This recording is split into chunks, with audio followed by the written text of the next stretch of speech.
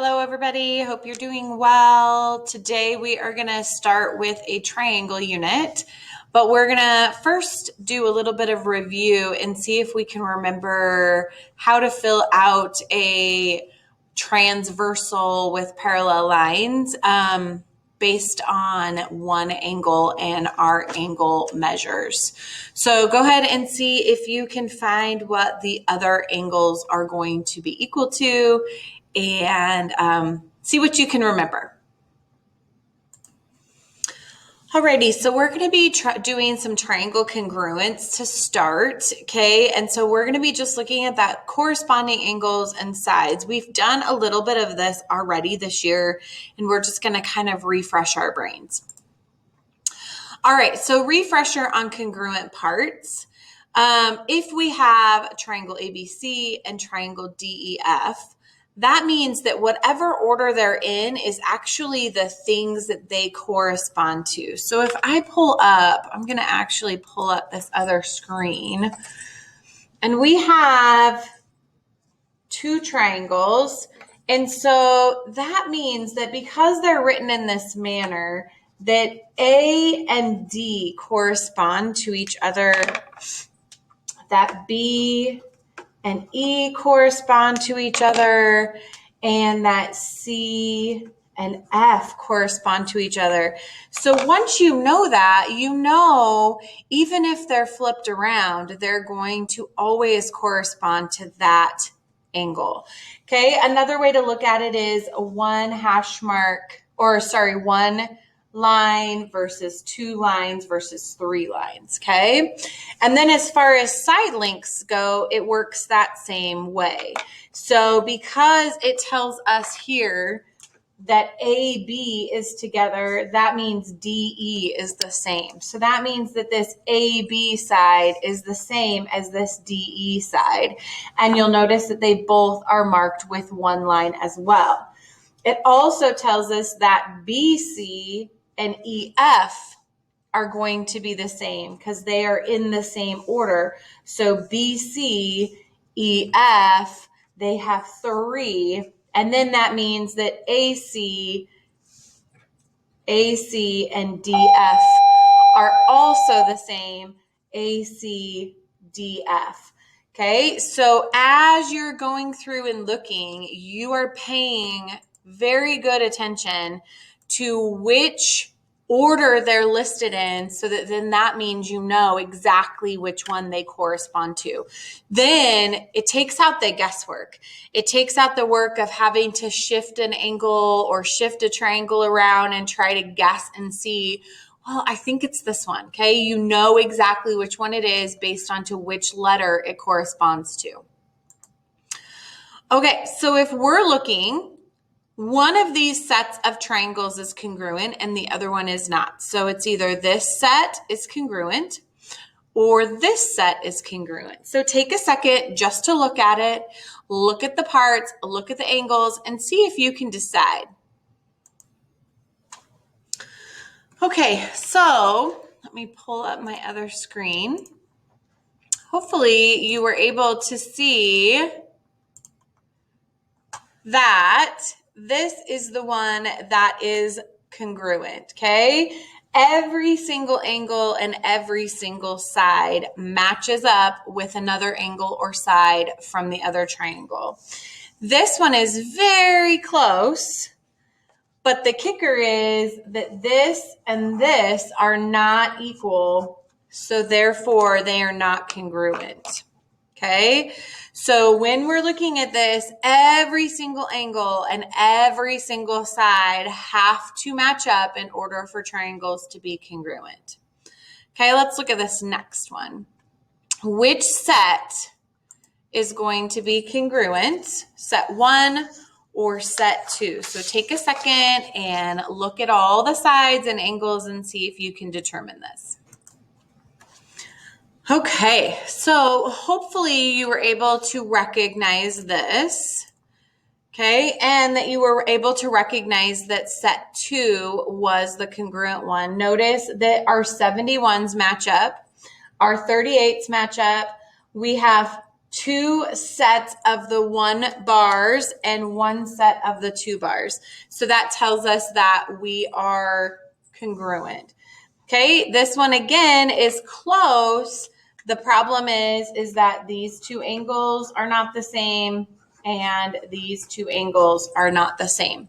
Okay, so they have to be exactly the same in order to be congruent. Okay, so we're going to use that information to kind of go through and apply some properties of congruent triangles. So some of the stuff you need to know is that the 3 angles of a triangle add up to 180. Okay, that's using the triangle sum theorem. And then we're going to be doing these 3 steps. So identifying which angles are corresponding to each other. We're going to use the triangle sum theorem. And then we're going to just do some equation solving to be able to find missing things or solve for X or stuff like that. Okay? All right, so I am going to pull this up in this manner so that we can start working on this one. So the first thing that we need to know is what is this degree equal to? And because of the triangle sum theorem, we know that that angle has to be 180 minus 45 and minus 55, because if it isn't that, then that's not a triangle. Okay, the triangle has to be 180 degrees. So that means we're taking and we're subtracting 45 and 55, and that tells us that this angle right here is 80 degrees. Okay, and so now it's just a simple equation. We are going to solve for X. We know that this is going to become 5X plus 30 is equal to 80 because that's what that angle is equal to. And now we're just going to solve for X. So the first thing we do is subtract 30. We bring down our 5X. Now it is equal to 50. We divide by 5 and X is equal to 10. And that is all we have to do. Okay, so it takes a little bit of work at the beginning to figure out how to set your equation up. And then once you get that equation set up, it's pretty straightforward. Okay, so let's look at this one. Let me blow it up for us so that we can see a little bit better. Okay, notice that we are going to be solving for Y in this one because it's the only one that has some sort of an equation. So we have to identify which side on our other triangle that Y is going to be equal to, or that side is going to be equal to. So if we pull up this, we should notice that we have a side that's 50 and we have a side that's 30, which tells us that this side has to be equal to 36. So that tells us that our equation needs to say 2y plus 20 is equal to 36. And we know that because it's the only side it can be equal to. And so now we're just going to solve. So we are going to subtract 20. We get 2y is equal to 16. We will divide by 2, and y is equal to 8. And that is all we have to do. Okay, so I'm going to have you guys practice this one. Okay, what you need to do is exactly like that first one we did. You need to find what that degree is by using the triangle sum theorem. So subtracting from 180, and then you just need to set it up and solve for X. So take a minute and see if you can figure out what X is equal to.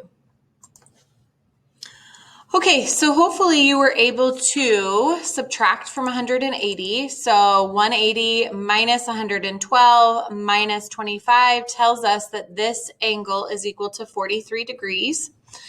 And then we now have X plus 17 equal to 43. subtract 17, and we find that x is equal to 26.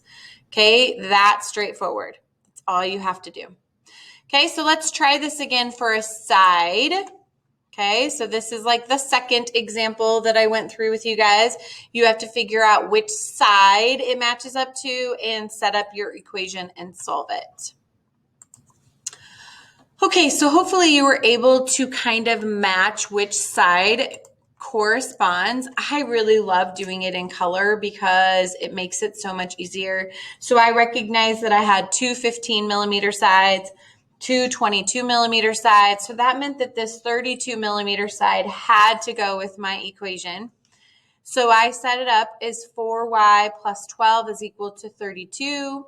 Subtracted 32 divided by 4, and I find that y is equal to 5.